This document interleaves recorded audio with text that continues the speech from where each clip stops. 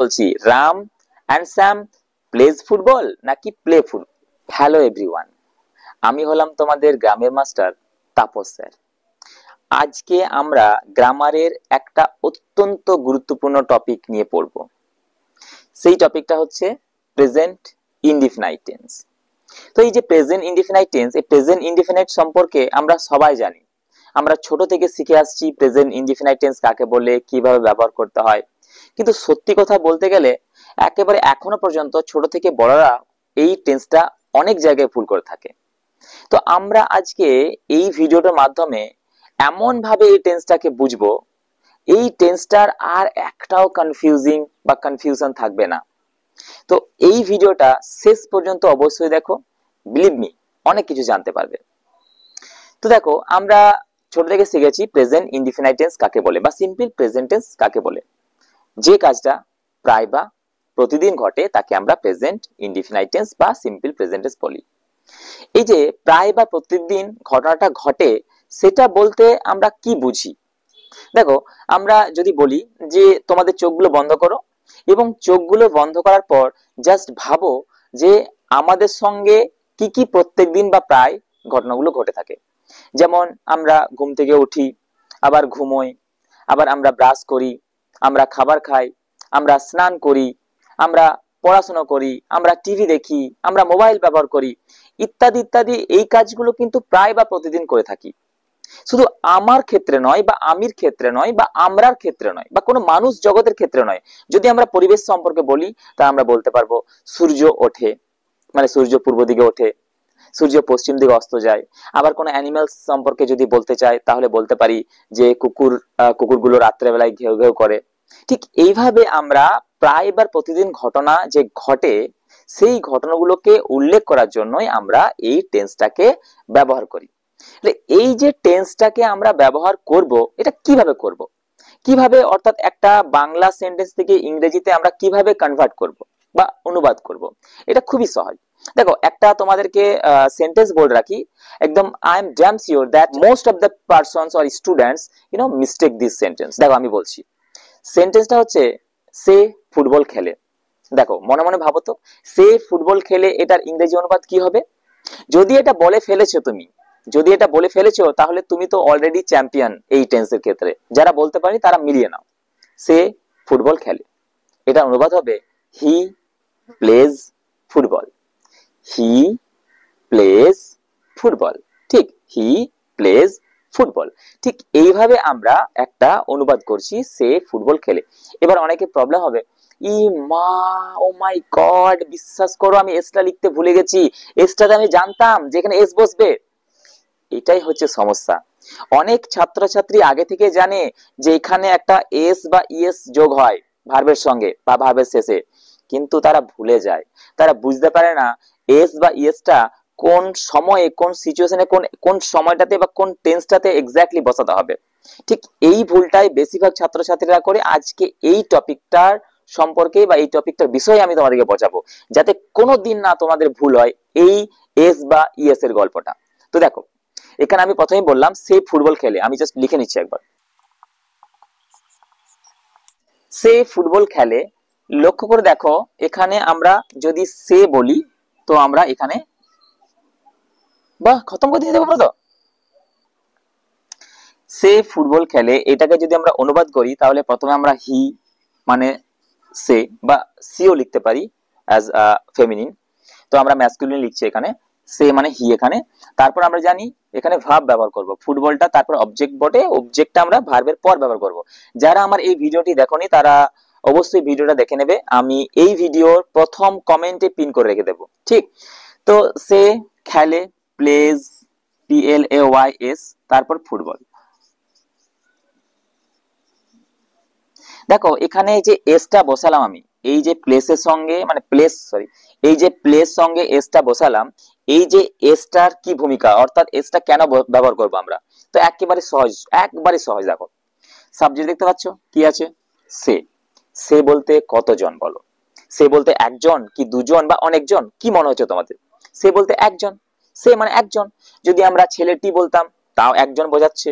কিন্তু যদি বলতাম ছেলেগুলো বা ছেলেরা বা ছেলেগুলি, তাহলে কিন্তু একটার বেশি সাবজেক্ট হয়ে যেত, তাহলে এখানে দেখো সে বলতে একজনকে বোঝানো হচ্ছে, সে অর্থাৎ কোন একজন হি, সেই কারণের জন্য আমরা এই এসটাকে এখানে অ্যাড করলাম ভার্বের সঙ্গে।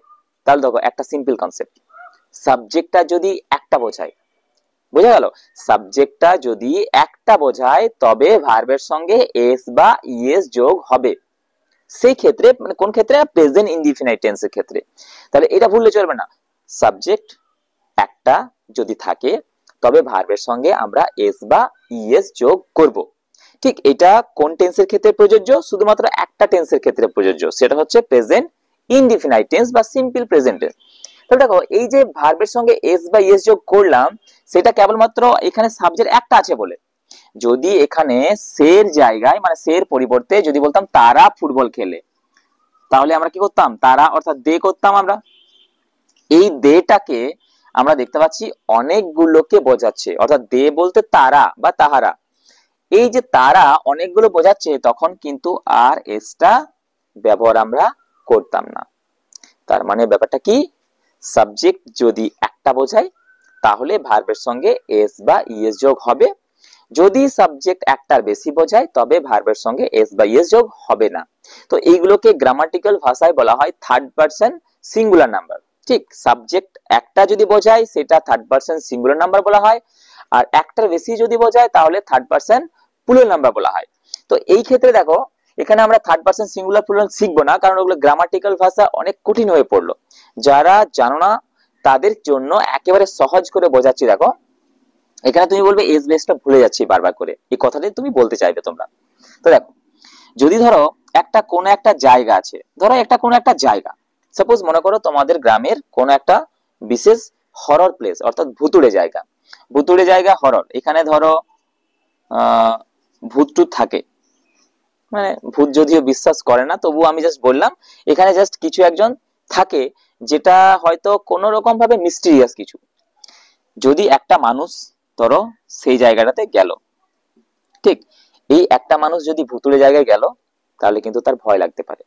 কেন ভয় লাগতে পারে, কারণ সাধারণত আমরা তো জানি যে একটা ভুতুড়ে জায়গায় যদি একজন যায় তবে সেই মানুষটার ভয় লাগবে, কিন্তু স্বভাবতই যদি তার বন্ধু তার সঙ্গে যায়, ধরো আরেকটা বন্ধু, তারা একসঙ্গে যাচ্ছে, তবে ভয় লাগবে না। ঠিক, এটা আমরা জানি। ঠিক এটাই বোঝাতে চাইছি, যদি আমরা দুজন যাই বা একজনের বেশি, যদি আমরা দুজন যাই বা একজনের বেশি, তিনজন হতে পারে, চারজন হতে পারে, পাঁচজন হতে পারে, যদি আমরা একজনের বেশি যাই তাহলে ভয় লাগবে না।